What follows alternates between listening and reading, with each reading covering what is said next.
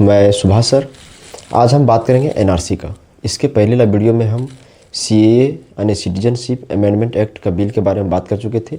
ठीक है, हम बात करेंगे एनआरसी की। ठीक है, एनआरसी क्या है? ये भी नागरिकता से जुड़ा हुआ चीज़ है। एनआरसी आपको ये डाटा तय करती है। एनआरसी अपना डाटा पास आपके बारे में ये डाटा रखती है कि आप भारत के वैध नागरिक हैं या अवैध नागरिक। वो एनआरसी में ही आपका डाटा सब रहता है।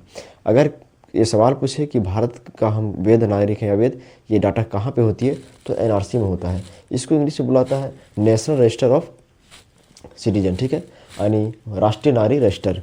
इसमें भारत के सभी वैध लोगों की एकजुट रिकॉर्ड तय रहता है उसमें कि आप भारत के वैध नागरिक हैं या अवैध नागरिक हैं, उसके बारे में। ठीक है, तो एनआरसी के यहाँ पे थोड़ा डिफिनेशन लिखा हुआ है। यह भारत सरकार द्वारा तैयार किया गया एक अधिकारी रिकॉर्ड है। यानी कि एनआरसी भारत सरकार के द्वारा तैयार किया गया रिकॉर्ड है जिसमें देश में रहने वाले सभी वैध नागरिकों का विवरण होता है। यानी आप देश के वैध नागरिक हैं या अवैध, उस सारा विवरण जो होता है एनआरसी में। ठीक है, अब उसका हम उद्देश्य के बारे में बात करेंगे। उद्देश्य में क्या है? अवैध आप्रवासियों की पहचान कर उन्हें बाहर करना।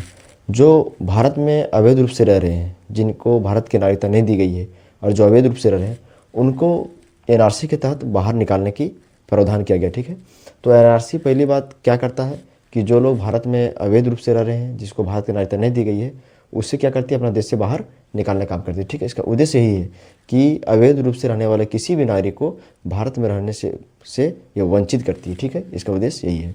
दूसरा, वर्तमान समय में। तो वर्तमान समय में क्या स्थिति देखिए, ये अभी सिर्फ एक ही राज्य में लागू किया गया है। एनआरसी सिर्फ अभी असम में लागू किया गया है। ठीक है, तो अगर पूछेगा कि कौन सा राज्य जहाँ पे एनआरसी लागू किया गया है, तो असम में लागू किया गया। ठीक है, इसको थोड़ा ध्यान रखना है। कारण क्या था, थोड़ा सुनना है ध्यान से। अगर कहीं सवाल आ जाए कि असम के लोगों पर ही क्यों ये एनआरसी लागू किया गया था, तो आपको याद होना चाहिए कि जिसमें पाकिस्तान और बांग्लादेश की लड़ाई चल रहा था, उसमें बहुत से लोग थे जो अवैध रूप से असम में घुस गए थे, तो बहुत सारी संख्या में। तो सरकार को उसकी जांच करने के लिए कि कौन कौन यहाँ पे अवैध लोग घुसे हुए हैं, इसीलिए असम में एनआरसी को लागू किया गया था। ठीक है, दस्तावेज क्या है?